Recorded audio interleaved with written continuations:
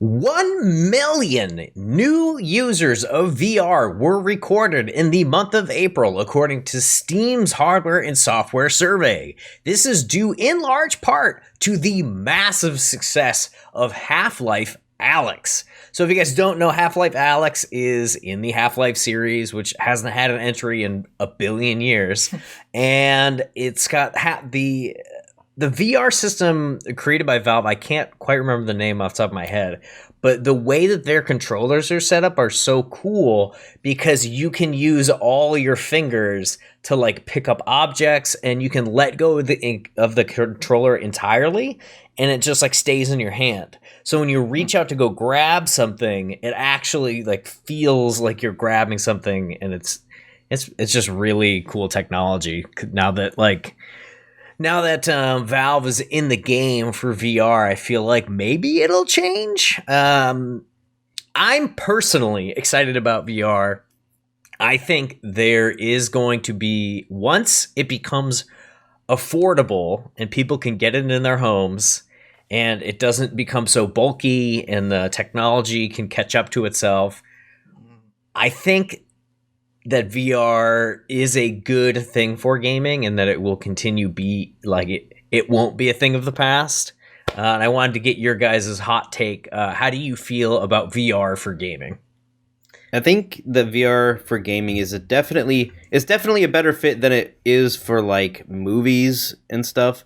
Like I think mostly like 3D is a gimmick for movies, especially since movies are a passive experience.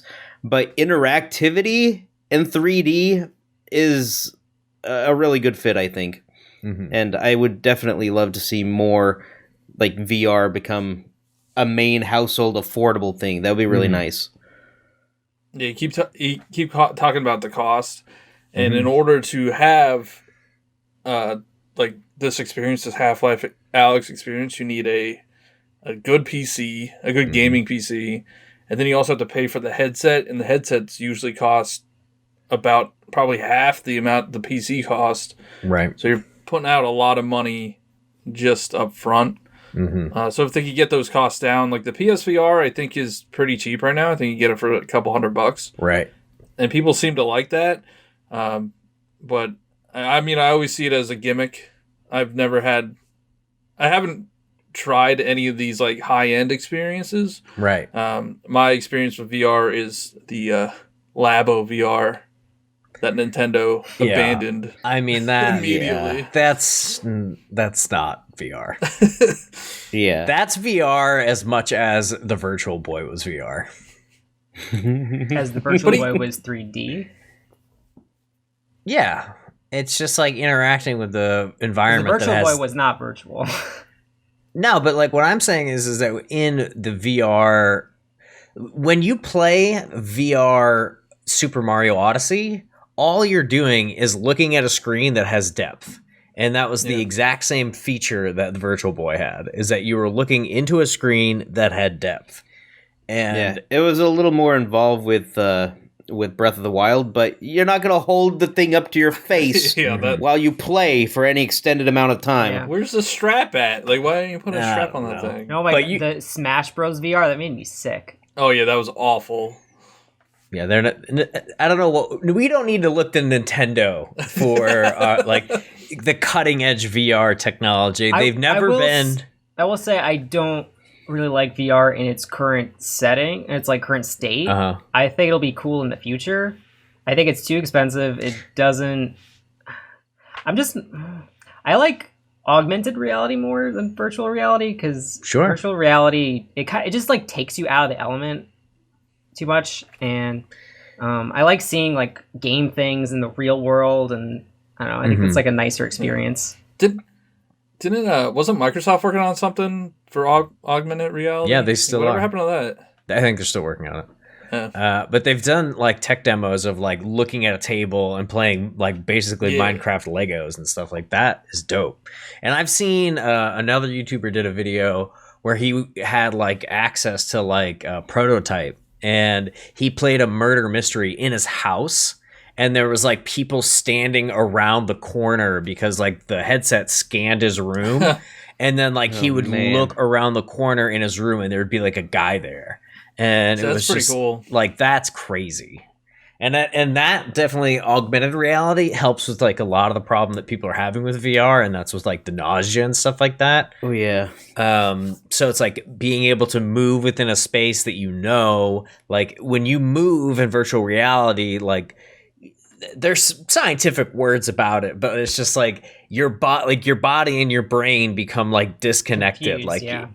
it's just like your eyes are like really always telling your brain like, this is what's up, this is what's up, this is what's up, and then your body's like, but that's not what I feel, that's not what I feel. And then like that disconnect it causes a lot of problems for people. And once they can like figure out how to like, a lot of it has to do with resolution and frame rates and stuff like that. Like if you can be playing like a game in 8K at 120 hertz, like you are going to have a way more comfortable experience than like a 1080p game at 30, which is like isn't that what PSVR is? I think it's only 1080 30. Is it 1080 30? Yeah, I think that's why it's like not as good as some of this other stuff like that we can see down the road. You're like, we're getting close. Like with PSVR, you just have those little wands, which aren't the best for interacting with the VR environment.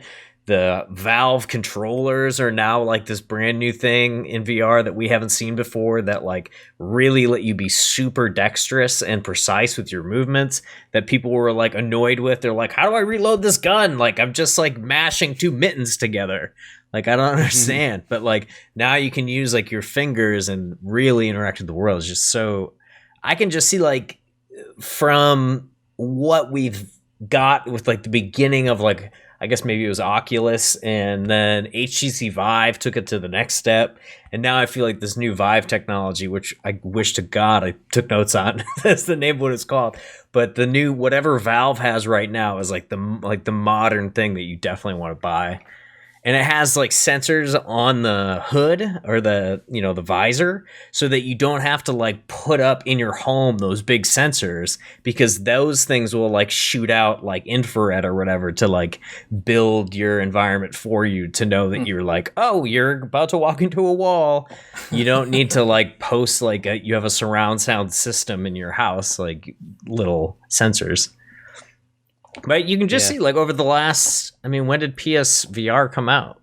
Like, 2016? That was a while ago. Yeah. No, I'm saying that's a short time. 4 years. In 4 years, we've gone from, like, this thing on PlayStation that's kind of okay, and some experiences are pretty cool, to Half-Life Alyx, I think, is honestly the turning point for VR.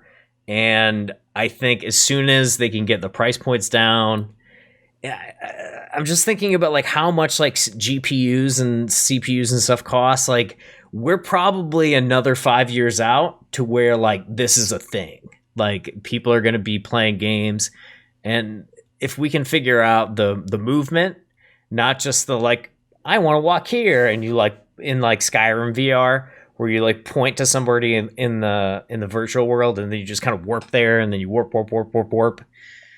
There's just got to be a way to fix the nausea of it all. Yeah. To touch up on a little bit what you were saying about the augmented reality, there's a company called Magic Leap. Have you guys seen stuff from Magic Leap? No. This company looks insane. It's like they were this super secretive company for like years and years and years. Like no one knew anything about what this company was doing. And then they revealed not terribly long ago, maybe a year or so ago, that they were working on augmented reality. And it's apparently like next level above and beyond augmented reality, that it's just, it's mind-blowing the things that they're doing. It's crazy. So yeah, it'll be really interesting to see how those develop into games. Definitely. And stuff.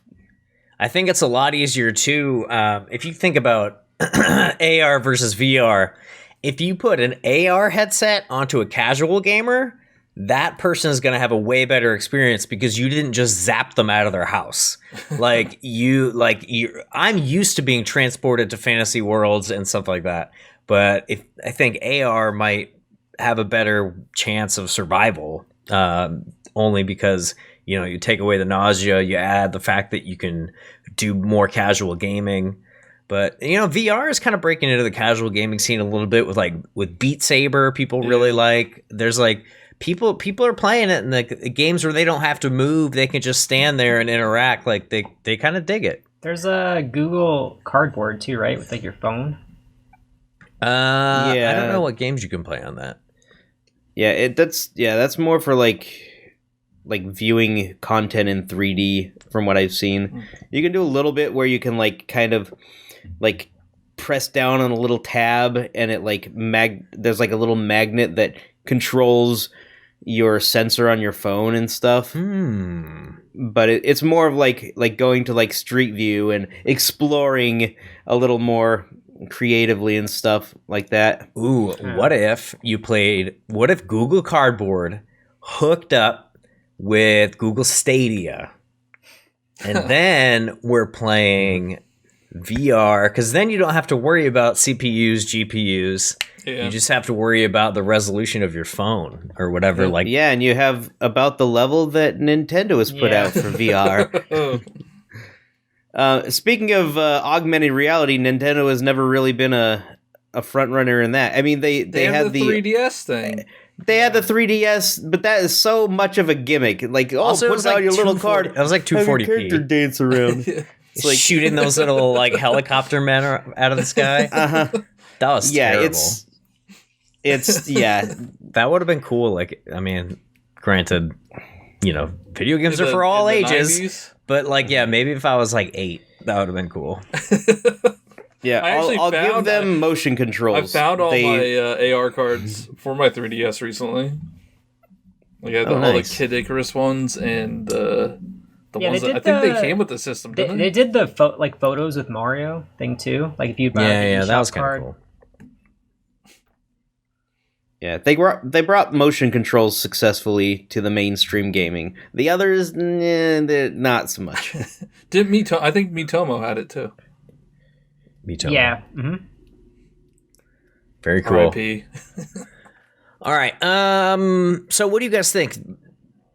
5 years, 10 years down the line, is VR going to be something that people have in their homes? Is it going to be something, or is it going to be like the Kinect?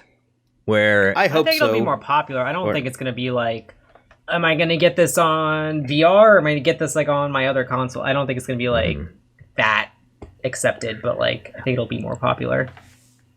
Yeah. I hope it becomes affordable enough to be able to have in my home. I want, I don't have a proper, I've never the only experience I've had is like going to GameStop and trying out their demo unit. But I want to really explore it. And I can't really do that, I feel like, until it becomes affordable enough to be able to say, yes, it's worthwhile of a purchase to see if I like it. Well, I mean, demo unit of VR. Speaking of, that would be bad. Next Gen, which is a story we uploaded last week or spoke about earlier in the podcast, if you're listening to this. What did I just say? Speaking of something about like PS5 and we still don't know, because PSVR is the thing on PS4, so maybe they're gonna have better VR on these newer systems, which can do way more. Like the Xbox Series X is powerful. Well, it's more powerful than my gaming PC, which can do VR. They did wait to bring out the VR until the Pro came out, and they did say the VR would work better on the Pro, so I would assume it would work even better on the 5. And I think Microsoft has a deal with Oculus. So do they now? They might have something in the works for VR. I wonder if it'll be a matter of simply choosing whether you want ray tracing or VR, on the next systems. Because there's no way they're gonna do 4K in both eyes with ray tracing VR. At 120 frames a second, it's no. Yeah, you're probably right. I want games that are actually made for VR. Yeah, that's what Alex is. Yeah, I know, stuff like that. But like Beat Sabers, it seems like a gimmicky game. Full experiences rather than just let's stand on this tower and look down and oh my gosh, it's freaky. Fun game. Looking down and getting nauseous. $59.99. We should make that game. It exists. No, I know.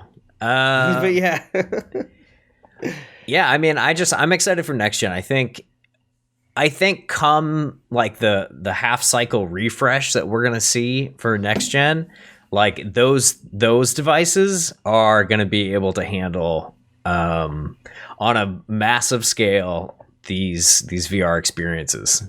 Mm-hmm. So I think that's what we'll start to see is more things like Half-Life Alyx in like the next 5 years or so, 4 years. Thank you guys so much for watching. If you want to watch more, check out our review of Final Fantasy VII Remake. You can also check out our other PackCast stories by clicking on the videos on the right. Don't forget to subscribe, and we will see you next time.